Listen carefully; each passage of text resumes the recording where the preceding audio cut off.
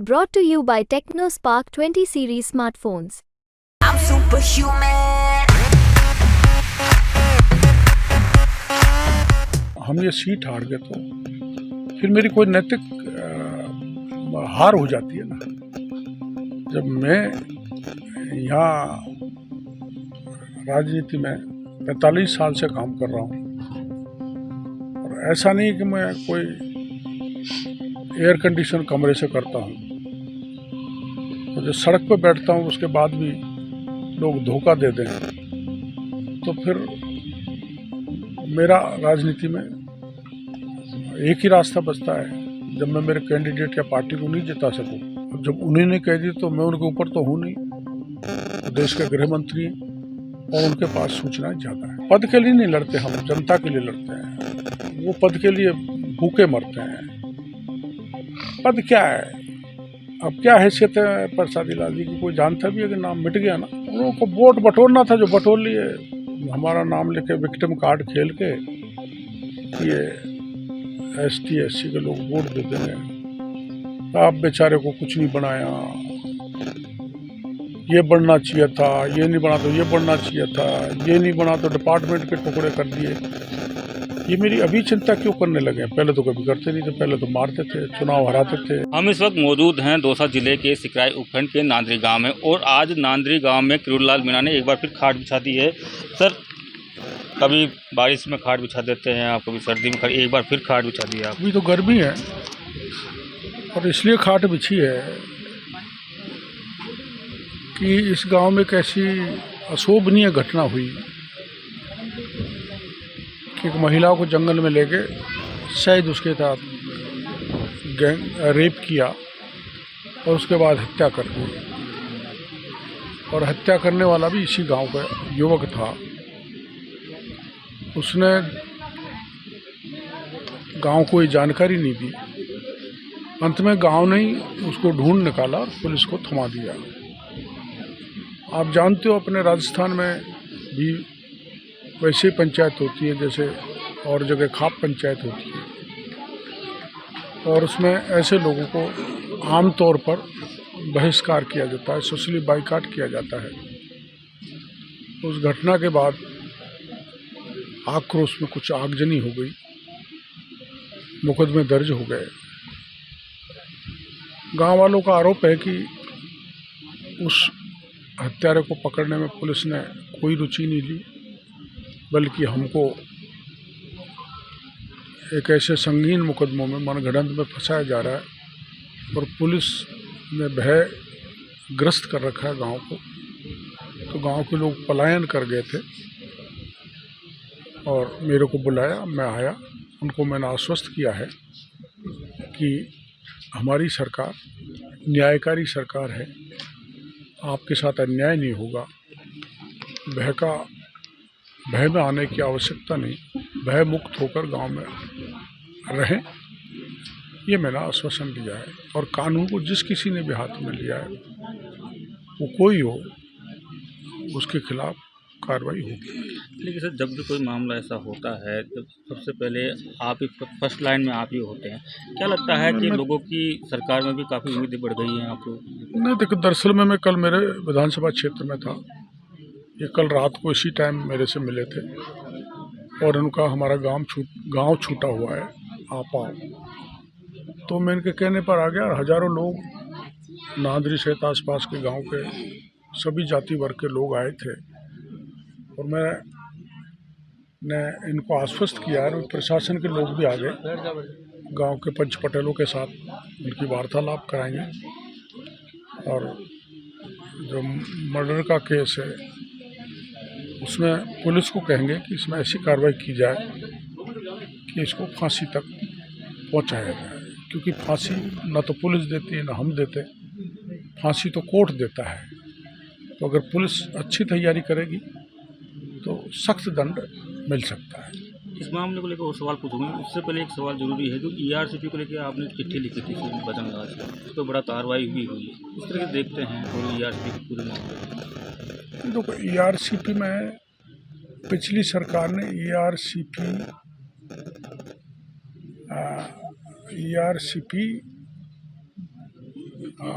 योजना बनाई थी और उसमें प्रोजेक्ट को स्टेट से पूरा करने की दृष्टि से, या ये कहना चाहिए जो वो स्टेट को शेयर देना पड़ता है मैचिंग, वो पैसा इकट्ठा करने के लिए सिंचाई विभाग की जो प्रॉपर्टी थी उनको बेचने का आदेश जारी किया था। उसके तहत ये अलवर की जो करीबन महत्वपूर्ण जगह पर 45 करोड़ की ज़मीन थी वो 9 करोड़ में बेच डाली। मूलतः वो हमारी थी, हमारी मीन्स कृषि उद्यानिकी की थी, हॉर्टिकल्चर। हम 70,000 रुपये प्रतिवर्ष हमको कमाई होती थी पेड़ों के फलों से। हमारा कब्जा, ज़मीन हमारी किसी कारण से चढ़ गई सिंचाई विभाग के नाम, तो हमने दुरुस्ती के लिए अपील कर रखी थी कलेक्टर के यहाँ। लिटिगेशन में होते हुए भी कुछ अधिकारियों ने मिलकर वो इतनी कीमती ज़मीन कौड़ियों के भाव बेच दी। मेरे जानकारी में मामला आया, मैंने मुख्यमंत्री जी को पत्र लिखा और वो निरस्त हो गई, किसी एक कंपनी को दे दी थी। अब इसमें कौन कौन दोषी अधिकारी, उनके खिलाफ कार्रवाई की भी मांग करूँगा। ईआरसीपी हो चाहे पेपर लीक हो, काफ़ी लोग भी पकड़े गए हैं, लेकिन क्या लगता है आप हमेशा मगरमच्छ की बड़ी बातें करते हैं, कब आएगा कल पंजुल में मगरमच्छ? अभी देखो, आप जान रहे हो कि पहली बार हुआ है सरकार बदलने के बाद। पिछली सरकार ने तो पत्ता भी नहीं हिलाया, 38 सब इंस्पेक्टर को जेल के शीशों में डालने का काम किया है, तो इसी सरकार ने किया है। अब उन्हीं से तार मिलेगा तो बड़े व्यक्ति की भी चोटी पकड़ी जाएगी, मगरमच्छ को पकड़ेगी। लेकिन सर जिस वक्त आप ईआरसीपी को लेकर, पेपर लीक को लेकर आप जब सड़कों पर थे, तो आपने एक बयान दिया था जब आप घाटी गुने के पास में बैठे थे कि मेरा साथ कोई दे नहीं रहा है। एक इमोशनली आपने कहा था और हमेशा आप संघर्ष करते रहते हैं, और ये भी कहा गया था कि बीच में कि 4.5 साल करूलाल ने सब संघर्ष कोई किया साथ है। दे या न दे, मैं तो उस गांव में भी आ गया जिन्होंने हमको लोकसभा में साथ नहीं दिया। हम राजनीति में हैं तो राजनीति के चश्मे से नहीं देखना चाहिए, भाई जिसने वोट नहीं दिया उसकी मदद नहीं करेंगे। गांव संकट में था तो हमारे चारों एमएलए हम आ गए मदद करने के लिए। हमारी सरकार होते हुए भी हम गांव को भयमुक्त करने के लिए गांव में रुके हुए हैं। लेकिन सर जितना आप कैमरे के सामने बेबाक की तरीके से बात करते हैं, उतना ही कैमरे के पीछे भी हैं। अब हमेशा ये अब कुछ दिनों से या कहूँ तो लोकसभा चुनाव से आप बार बार में एक बात कह रहे हैं कि इस्तीफे की बड़ी बातें चल रही है। आप हमेशा कहते हैं कि मैं इस्तीफा दे दूंगा। बड़ी बात नहीं, मैंने ये कहा था कि अगर हम ये सीट हार गए तो फिर मेरी कोई नैतिक हार हो जाती है ना। जब मैं यहाँ राजनीति में 45 साल से काम कर रहा हूँ, और ऐसा नहीं कि मैं कोई एयर कंडीशन कमरे से करता हूँ, और जब सड़क पर बैठता हूँ उसके बाद भी लोग धोखा दे दें, तो फिर मेरा राजनीति में एक ही रास्ता बचता है। जब मैं मेरे कैंडिडेट या पार्टी को नहीं जिता सकूं तो मेरा नैतिक अधिकार नहीं है मंत्री बने रहने का, इसलिए घोषणा। लेकिन सर आप इतना अनुभव हुआ आपको, आपने शुरू सवाई माधोपुर से सीमेंट फैक्ट्री आप गए भी थे, अभी जब सवाई माधोपुर के दौरे पे थे आप सीमेंट फैक्ट्री भी पहुँचे थे। क्या लगता है आज भी आप उसी छप्पर में रहते हैं, गोलबाजी में छप्पर में रहती है, टीन हाउस है जयपुर में, वहाँ भी टीन हाउस में रहते हैं? देखो ऐसा है, मैं तो कुछ नहीं हूँ। लाल बहादुर शास्त्री तो जब पढ़ने जाते थे तो अपने गांव से नदी तैर करके जाया करते थे। मोदी जी तो चाय बेचा करते थे। तो मैं तो उनके सामने कुछ भी नहीं, किंतु शुचिता की राजनीति तो यही है जो मोदी जी कर रहे हैं, लाल बहादुर शास्त्री ने की थी, सरदार वल्लभ भाई पटेल ने की थी। तो राजनीति शुचिता की होनी चाहिए, वैल्यू बेस्ड होनी चाहिए, और वहाँ से अब राजनीति भटक गई है। वो रास्ता मतलब कमर्शलाइज्ड हो गई है राजनीति। जनता की सेवा नहीं, मेरी सेवा कैसे हो मैं बन जाऊं एमएलए, मंत्री, एमपी तो मैं कैसे कमाऊं, मेरा घर कैसे भरूं, मेरे मिलने जुलने वाले नातेदार लोग धनाढ्य कैसे हों। यही राजनीति का अब पक्ष रह गया है, सुख सुविधा कैसे भोगूं। और मेरा वो विचार नहीं है। मैं जनता को कितना ज़्यादा से ज़्यादा दे सकूं, इसीलिए मैं राजनीति में आया हूं। तो राजनीति का पवित्र उद्देश्य तो यही है कि मेरे लिए नहीं, सामने वाले के लिए मुझे जितना बन सके उतना देना है। आपको जननायक भी कहते हैं और बच्चे बाबा भी कहते हैं, गोलबाजी को दादी भी कहते हैं। ये तो प्यार है, जनता का आशीर्वाद है। और वैसे तो मैं बूढ़ा हो गया तो बाबा ही कहेंगे और क्या काका कहेंगे क्या। राजस्थान की राजनीति में लौटते हैं, क्या लगता है कि बार बीजेपी कह रही है कि हम क्लीन स्वीप करेंगे, हालांकि अमित शाह ने कहा कि 1-2 सीटें हम हार सकते हैं राजस्थान में। अब जब उन्होंने कह दी तो मैं उनके ऊपर तो हूँ नहीं, तो देश के गृह मंत्री हैं और उनके पास सूचनाएं ज़्यादा है। क्या लगता है कि अब की बार कांग्रेस कह रही है कि हम अब की बार बीजेपी से ज़्यादा राजस्थान में सीटें लेकर आएंगे। कांग्रेस तो विधानसभा चुनाव में कह रही थी हमारी 150 सीट आएंगी, जो 70 पर रह गई। ये तो हाँकते हैं ऊंची ऊंची, 70 पर रह गए, हमारा राज आ गया। ये तो झूठ बोलते हैं।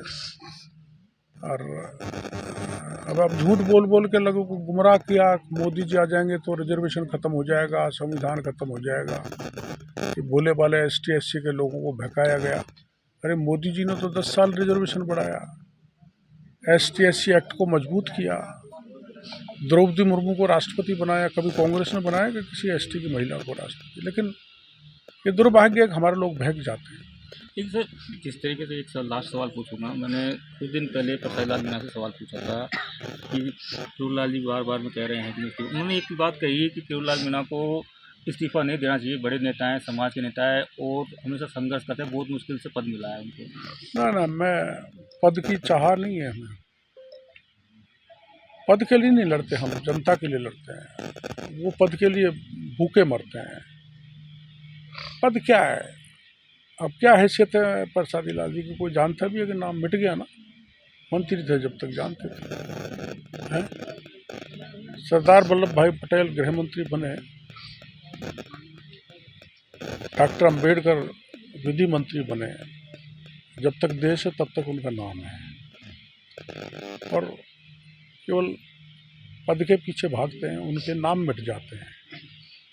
लेकिन जो पद के लिए पीछे नहीं भागते, उनके काम नहीं मिटते, उनके काम दुनिया याद रखती है। अब हमने यहाँ 48,000 करोड़ रुपए ERCP के लिए दिलाया है। मैं जहाँ बैठा हूँ यहाँ से चंबल 300 किलोमीटर दूर है, लेकिन वो पानी नांदरी में आएगा। इसके लिए हम 88 से लड़ रहे थे। अब दुनिया समझे या ना समझे, लेकिन भागीरथ तो हम है ERCP को लाने। मटका फोड़ आंदोलन भी आपने कह, लेकिन उससे पहले एक सवाल है, सचिन पायलट भी बार बार में कह रहे हैं कि केवरीलाल मीणा को इस्तीफा नहीं देना चाहिए। बार बार में आपके ऊपर इमोशनली ये बातें क्यों कही जा रही है सर? उन लोगों को वोट बटोरना था, जो बटोर लिए। हमारा नाम लेके विक्टिम कार्ड खेल के ये ST SC के लोग वोट दे देंगे। आप बेचारे को कुछ नहीं बनाया, ये बढ़ना चाहिए था, ये नहीं बना तो ये बढ़ना चाहिए था, ये नहीं बना तो डिपार्टमेंट के टुकड़े कर दिए। ये मेरी अभी चिंता क्यों करने लगे? पहले तो कभी करते नहीं थे, पहले तो मारते थे, चुनाव हराते थे, गाली देते थे।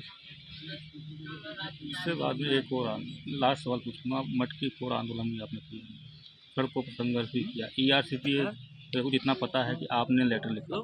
मैं लेटर नहीं लिखा, 88 से लड़ रहा हूँ, सदन में, विधानसभा में, लोकसभा में, राज्यसभा में। और आपको ध्यान होगा 50,000 लोगों को मीणा हाईकोर्ट से लेकर जयपुर के लिए कूच किया था, सड़क पे लड़ाई लड़ी, संसद में लड़ी और मीटिंग्स की, आंदोलन किए। तो देखा जाए तो ज़मीन पर लड़ाई हमने ही लड़ी है, बाकी तो भाषणबाजी की है। बिल्कुल, धन्यवाद बातचीत करने के लिए। तो ये थे कैबिनेट मंत्री केवरीलाल मीणा, जिन्होंने कहा कि जनता के लिए बने हैं और जनता के लिए काम करेंगे। संदीप मीणा, दौसा, राजस्थान तक।